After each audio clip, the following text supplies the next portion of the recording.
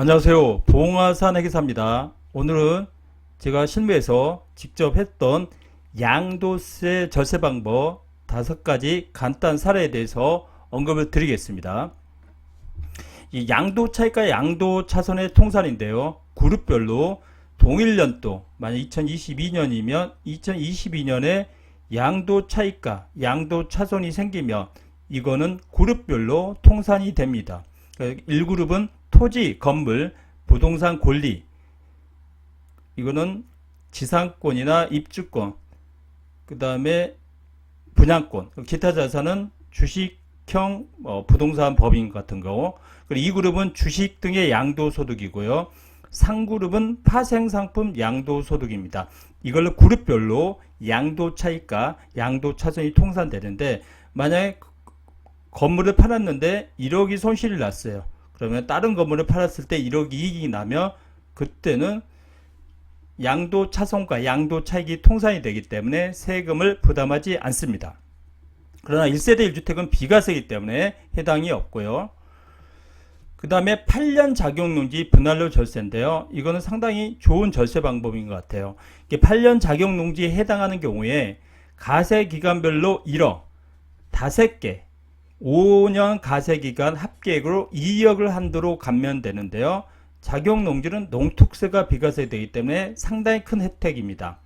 제가 그때 했던 사례는 1000평을 다른데 작용농지 때 매도하려고 하는데 이거를 500평씩 분할해서 매도했어요. 그래서 12월에 잔금 시기를 조정해서 매도하고 내년 1월에 매도를 해서 각각 1억씩 총 2억까지 감면을 받았습니다. 만약에 12월에 다 매도를 1000평을 했다 그러면 1억만 감면이 되는데 분할해서 매도를 했기 때문에 2억까지 감면을 한 사례입니다. 이 부분은 이용하시면 절세가 상당히 됩니다. 그리고 양도세의 기본은 배우자 부부 공동명의입니다. 왜 그러냐? 종합소득세, 양도소득세 기본세율이 누진세율 구조가 되기 때문에 세율 자체가 떨어집니다. 그래서 1억을 이익을 5천만원씩 나누어서 계산한다고 보시면 됩니다. 그리고 각각 250만원까지 공제가 되고요. 배우자 경우는 증여 후 5년 후에 양도하면 취득가가 올라가기 때문에 6억을 증여해서 7억에 양도하면 1억만 해당되는 양도차익에 세금을 부담하면 됩니다. 5년 후에. 이게 이제 윤석열 정부 들어와서 10년으로 바뀐다고 그러니까 이거는 확인해야 되고요. 종부세 측면에서는 인별과세가 유리합니다. 종부세는 인별과세이기 때문에 절세가 되고요. 상가 및 토지 투자의 경우는 배우자 공동명의가 기본 절세의 팁입니다. 그리고 잔금 시기를 조정하는데요. 양도세의 잔금 시기가 따라서 재산세, 종부세, 보유세 기준이 다릅니다. 매수자는 6월 1일 이후에 하면 부담이 없고요. 매도자는 6월 이전에 잔금 시기를 조정하면 종부세나 재산세 부담을 하지 않습니다.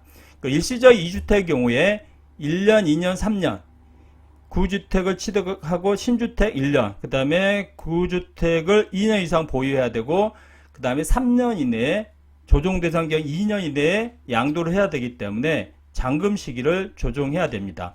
윤석열 정부 들어와서 다주택자 양도세 중과 유효가 내년 5월까지이기 때문에 내년 5월 전에 잔금 처리를 한다 그러면 장기 보유 특별 공제도 되고 다주택 양도 중과 유예가 되기 때문에 내년까지 잔금 시기를 조정해야 됩니다.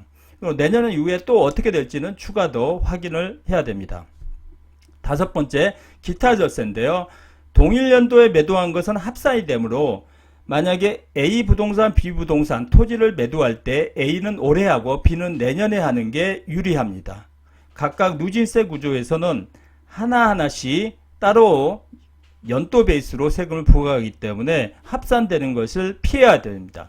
그리고 필요경비가 인정되는 자본적 지출 항목은 따로 증빙을 챙겨야 됩니다.